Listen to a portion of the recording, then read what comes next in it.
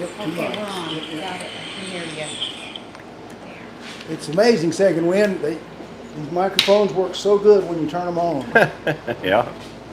And Can you hear us now? 15 go. Is that what? Bing. Bingo. Bingo. Well, without you, we'd have been halfway through before anyone else said something. Yeah. Yeah. So, Okay.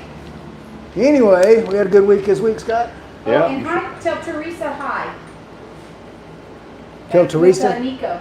Hey, oh, How hey, you T. doing? Yeah. You on there, girl? Nice to see you join us. Thanks. Yeah.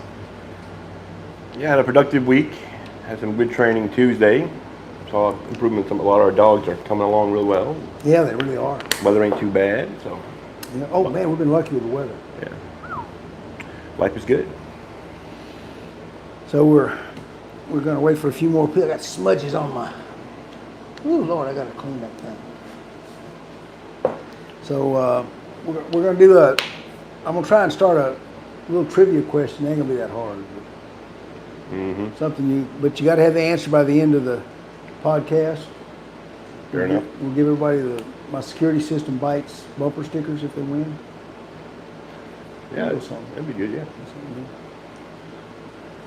Oh, you missed that fly, Scott. That sucker's back. Yeah. You gonna let him live?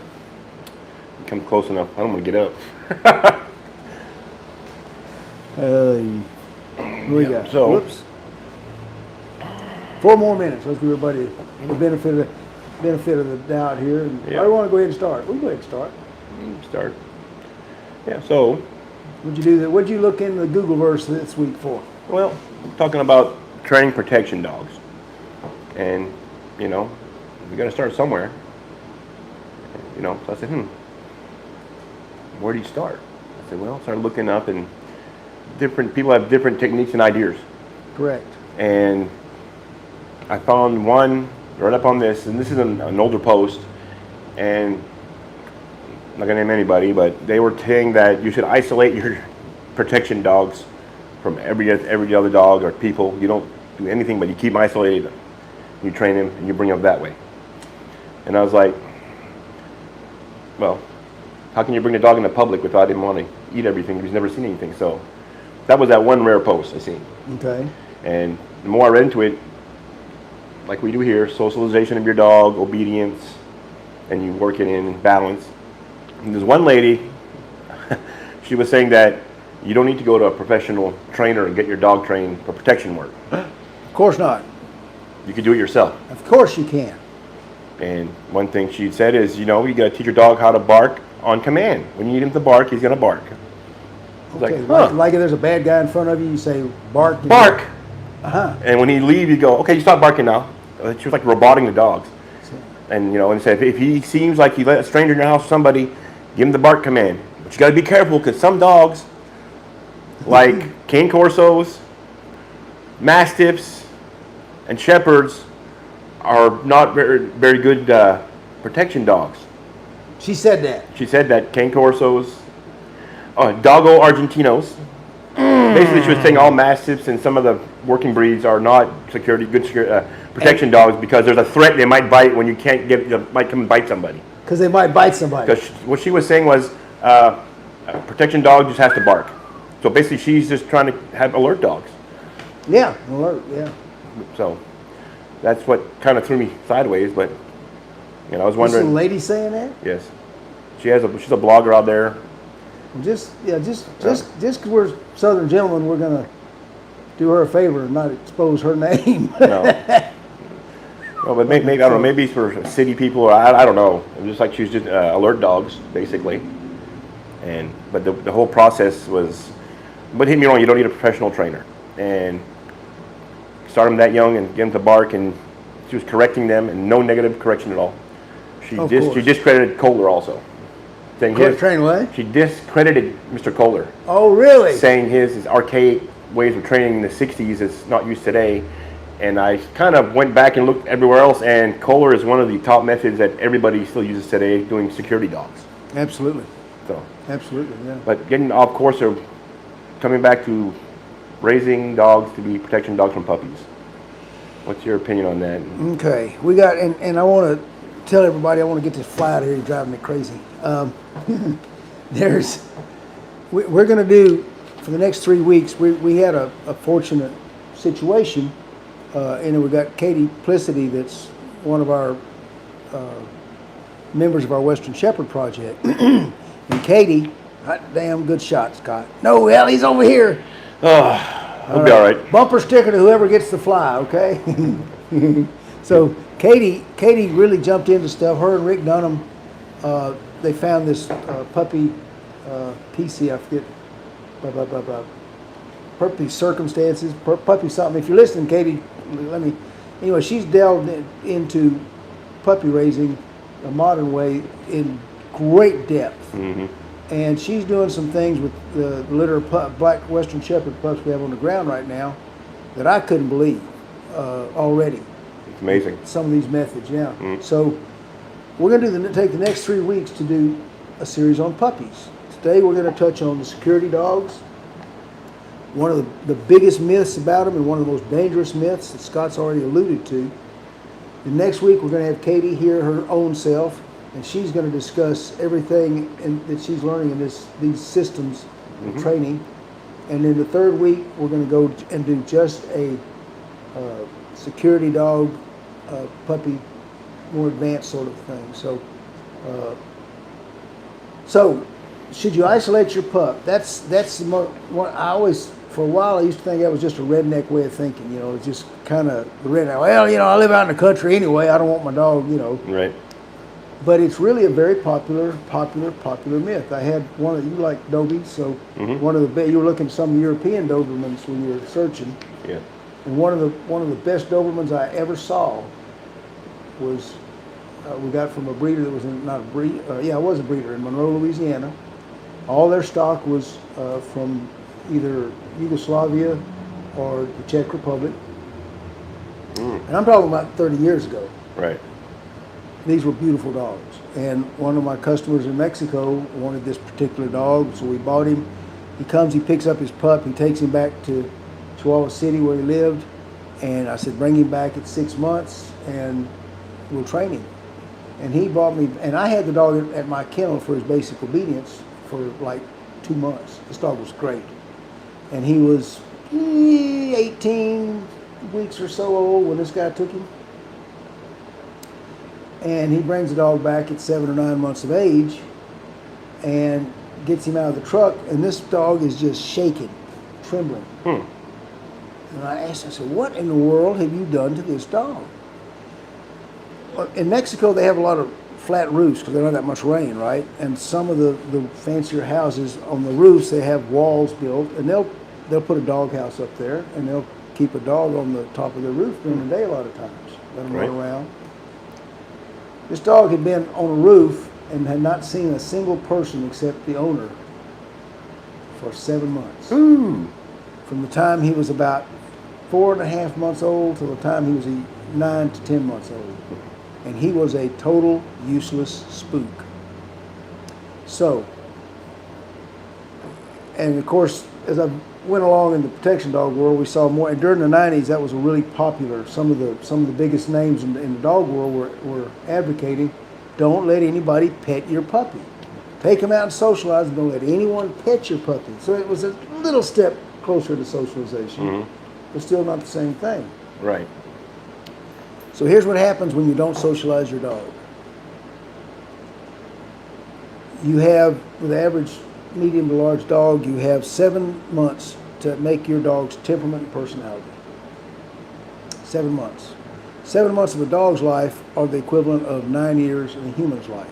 And I've read that psychologists say our personality is set by the time we're 8 or 9 years old. With a puppy, what happens when you're young is, you know how they say a kid raised in a bilingual family will grow up automatically speaking 2 languages. I can attest to this. Okay. Yeah, you've been there. Yeah. I've been there. So, but if you wait till that child is 6, ain't gonna happen. Ain't working. Nope. He's got to get something. He's got to study. He's got to concentrate. He's got to look, because the brain during this developmental stage, which is 7 to 9 months in a puppy, is just soaking up anything, every stimulus, everything it sees like a sponge. And anything it soaks up in this time frame is always remembered. So in a puppy's case, if it sees something that it likes, it always likes it. If it sees something that scares it, it's always scared of it. If it doesn't see anything at all, I don't know what to think. exactly, which way, when it's grown up, which way is it going to go? If you've got a security dog, you're running a 50-50 chance. Mm-hmm. He's either going to like it and go up to it, or he's going to be scared of it and run from it. So you got a 50% chance of failure if you isolate that dog. Now what happens at that 7 to 9 month old age is that the puppies, the brain goes through something called Neotenization, which means the nerves that are going up the spine from the eyes to the ears and all this stuff going to the brain insulate themselves. They have this material called myelin that covers the nerves, and it's just like insulation on an electric wire. And when all those nerves are insulated from outside stimulus, now you have to think and look at everything. Because think about it, when you're a baby, your environment's small. Mm-hmm. When you're a puppy, your environment's small. But when you're an adult, you're going out seeing everything. When you're a puppy, you're going everywhere. I mean, an adult dog, you're going everywhere in the world. There would be so much information coming into your head, probably, Mm-hmm. if these nerves didn't myelinate, that you go nuts. So could you be saying when they're young like that, you can think in 2 languages? Does that make sense? Yes. Because to me, from my perspective, is my mother was French Canadian. Mm-hmm. I spoke French and English, and even to this day, when they talk to me, English or French, it's the same. It's like everything is it's a conduit that's already tied in. Right. I can see for a puppy being the same thing when they're growing. Exactly. Commands and everything else, and just everything, the whole environment is already, they know. It's, Right. It's already meshed into their psyche. In their psyche, yeah. Yeah. But if you learn something, like, I worked in Mexico a long time, and I spoke pretty good, not really, I spoke real gutter Spanish, right? Got you by though. Yeah, it got me by. I always knew how to find a bathroom. There you go. Yeah. Never had to embarrass myself in public, so that was good. But I haven't needed that much Spanish since I moved to the Metroplex, and I find guys pulling in here every now and then, from Mexico, and they're saying something, and I'm going, oh, I can speak Spanish, I think. Nope, I forgot all that, because I learned that, and I forgot that. Right. So the same thing's going to happen to your puppy. So what happens when your puppy hasn't been exposed to everything? Well, there's only one reason the dogs will run from something. There's one reason that dogs will strike out and bite something with no provocation. And that's because they're afraid of it. Like defensive mode kicking in? Defense. Automatic defensive mode? Yep. Bite and run. Right. Light bite. Right. Right, okay. And so what is the greatest cause of fear universally among all mammals, humans, horses, tigers, or dogs? What's the one thing everyone is most likely to be afraid of, to be in fear of? The dark? Hmm? The dark? Close. How about the unknown? If a Martian lands right out there at the high jump, and he's 9'7", I'm going to get Bart. get Black Bart. Well, and that's just it, because it's all you're automatically on. Geez, look at that guy up there. He's scary, right? So think about a dog who's never been around people, never been out anywhere except in his family, and all of a sudden you take him out in public, and some dude that's 6'3" walks up to him. He's going to squat and pee. Period. So the number one rule for a security dog or protection dog for your future, what, Scott? Socialize. Now, with that being said, socialization is one thing, but when I was getting my dog protection training started, and I'd socialize him in stores, but I wouldn't let anybody touch him. He wasn't working, but he was kind of working. But is that common, or? Oh yeah, it's real common. Yeah, Okay. Especially with the service dog thing, because a lot of people don't want anyone touching their service dog. Okay. when I train a service dog, it's a service dog in training. I want people touching him because I want that dog to be used to everything. But when your dog's, on a mission, yes, and you were doing this with an adult dog. He was already well socialized. Yeah. You don't have to worry about any developmental hitches. And it's like, it'd be like, can I pet your dog? I said, well, you might want to ask him. It's up to him now, Yeah. Sometimes you say yes, and most of the time Yeah. you say no. Yeah. Anyway, Yeah. off subject there. But I like the ones that say, "Oh, dogs love me. They just love me. Can I pet your dog?" And as they're asking, they're reaching out, right? that happened to me 3 days ago It happened to you 2 days ago. Yeah. with Titan. What'd you say? I said, you better stop. I had stopped, and I got him back because she was coming in, and can I pet her? And he looked at her like this, and she got in his zone, She got right. and I stopped her. I said, you wait, stop, put your hand out. If he wants to come pet him, you let you pet him. So now, yeah. So here's what you do if you're out with your dog Etiquette. and you have one of these crazies. It's They're called Karens. It's what? Called Oh, Karens. They're called Karens. Carol Ann's getting me straight. Yes, in modern vernacular, if you run across a Karen, and they're going, dogs just love me. They really love me. I'm just going to pet your dog. And when they're asking you, they're going for it, right? So there's only 2 words you need. You need to make a hand gesture, because that gets their attention, because they're not listening to anything you say. And then these 2 words, and it works like this. As they're reaching, you point to your dog and you say, he bites. That's all you got to say. He bites. Okay, well, that dog doesn't like me as much as most of them, but thank you, he's very pretty. Right on. So, but if you're going to raise again, we're going back to the puppy, everything you do with a puppy, everything that broadens his horizon, remember this, the more you learn, the more you can learn. When Scott and I went to school, when Scott went to school, they started in 1st grade, right? And Yep. they went through elementary, right? Yep. And then they started having kindergarten, because they learned that kids starting stuff before 6 years old could learn a little bit more, right? And so now they got pre-K, They sure do. and then kindergarten, and then 1st grade, because you're learning all this developmental time. Yeah. The earlier the better. Right. Yep. And in an attempt to Carol Ann's, she's done a lot of different things, worked in the med profession, all this. I know she's working on a program right now. That if she can get the jump on it, she's going to start teaching algebra to prenatal before they're born babies. Mm-hmm. When they can really learn a lot, right, Carol Ann? Uh-huh. Catch them young, huh? That's right. Yeah. So, there's a fly again. You're like Clint Eastwood and catch him on the wing.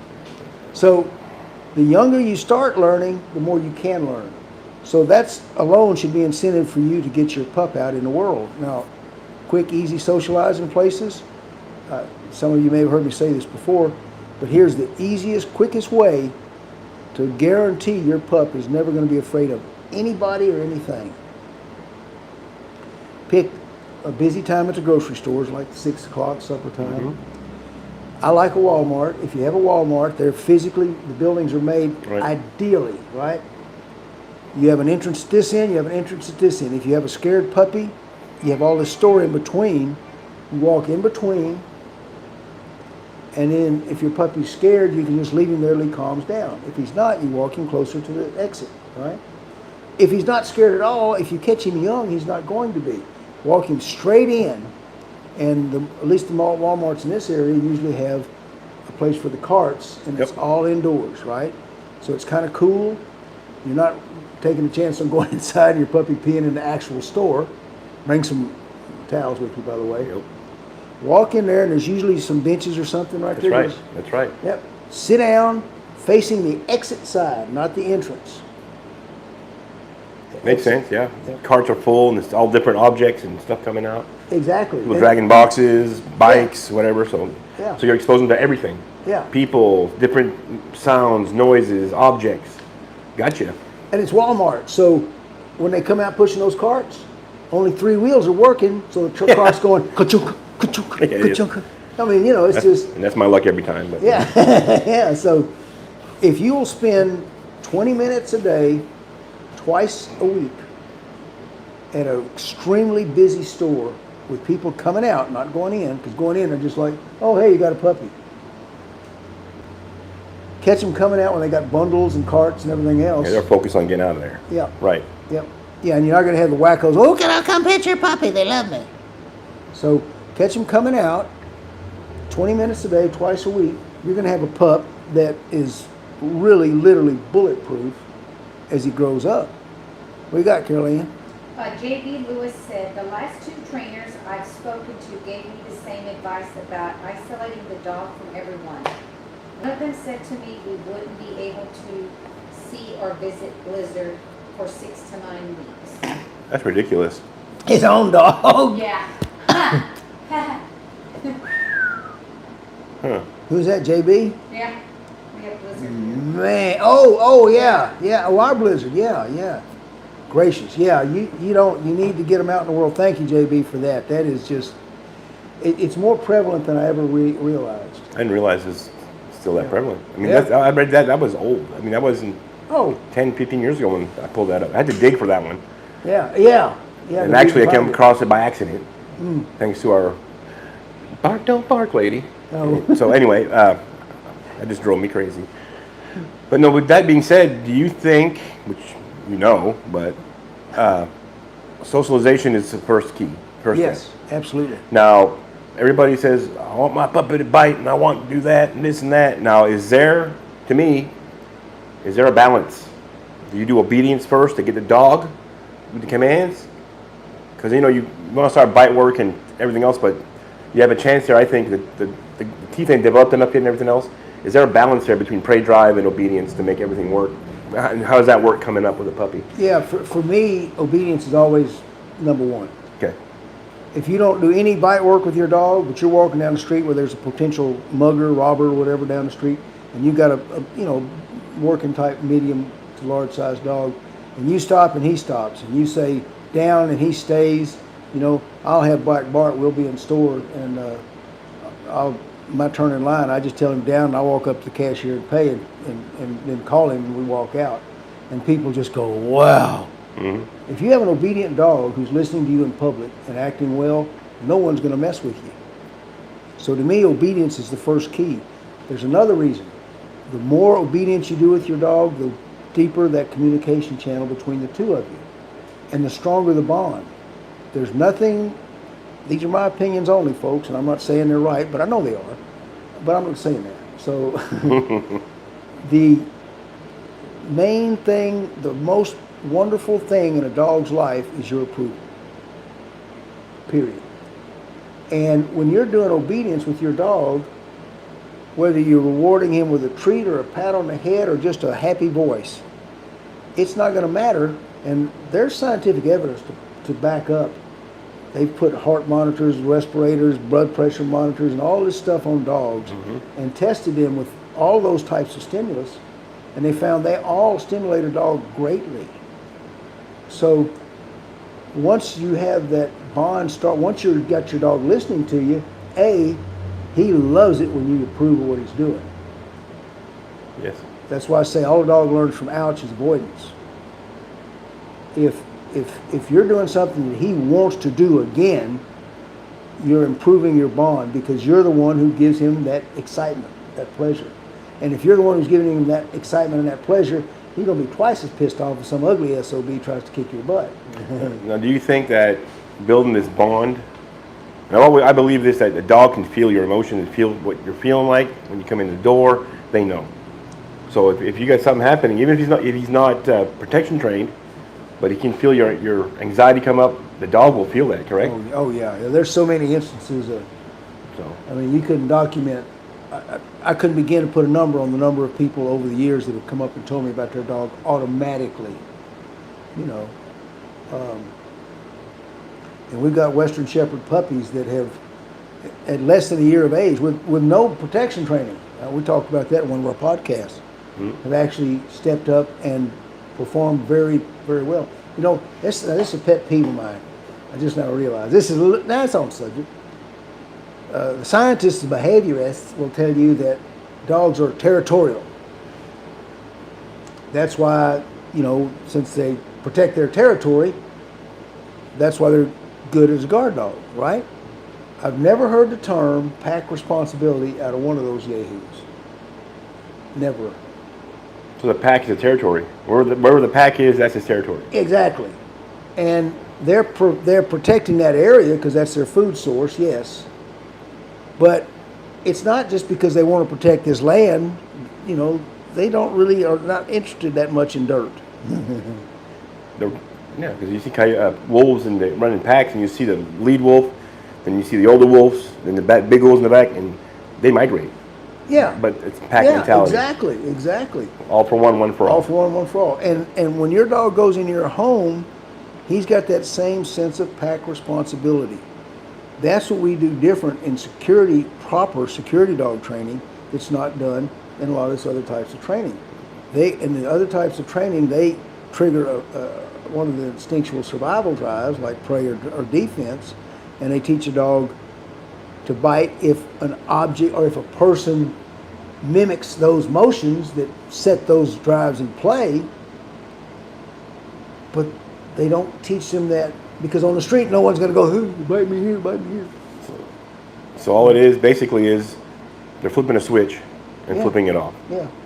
So the dog is cognizant of what's going on, but in the real world, it ain't gonna work. No. So what we're trying to do is reach that sense of pack. All I do is teach a dog a form of martial arts. That's what Canine Pro Sports is all about. That's all we do. And then we teach them an alert command that tells them there is a danger. So they know, in your opinion, there's a problem, and you're the leader. So they're going to follow your orders and take care of that problem. Regardless of what's going on out there. Yeah. You got something there, Carol Ann? No, I just agree with what you were saying, and JB and Second One both say it's always good stuff. Oh, thanks, guys. Are Did you helping them out with all this information. trivia? Oh yeah. I forgot the trivia question. I was gonna do one and get the answer at the end of the podcast. But I'll tell you what, we'll do the trivia question now, and we'll do the rules like we did the very first one. The winner of which was Second Win. And we're gonna. If you haven't seen it, we've got a bumper sticker that shows a guy with a gun like this on one side and a German Shepherd-looking dog jumping towards him. Right in the middle, it says, "My security system bites" in big red letters. I'll get one out to display next week. But if you can answer this trivia question, the first one to put it on the comment section of this podcast, we'll mail you your bumper sticker, okay? So it could go during the week. Just check and see. At the podcast, I'll announce, if we have more than one answer, I'll announce who the winner is. So here's your trivia question. Male dogs, speaking of territories, mark their territory, right? Their territory. And they do this by hiking their leg, we're told. So why do male dogs lift their leg when dogs are running around and they can smell anything anyway? Why do they always want to find something up high and balance on three legs? Oh, no. I'm probably wrong. Yeah, you're probably right. So say this for why do male dogs hike their leg as high as they can to pee? First one to get the answer right in the comment section, we'll send you a bumper sticker. It can't win the third minute. It's what? You can't Google it and have it in 30 seconds. Right. Second win. Right. Talking to you, bud. Second win. I'm just kidding. So next week we're going to have Katie, I hope, join us. Right. If you are even thinking about getting a puppy in the next year or two, I think you really, really want to come listen to what Katie's got to say. Absolutely, it's amazing stuff, guys. Yeah, she's fortunate for us. She is in charge of all our Western Shepherd puppies when they're starting out, and she's just doing amazing things with the pups. We'd like to share that with you. Yep. In the meantime, Second Win, thanks for always monitoring our audio, and you guys will. Audio check, man. Yeah. We'll see you guys next week. Have a good one. Y'all have a good one. See ya.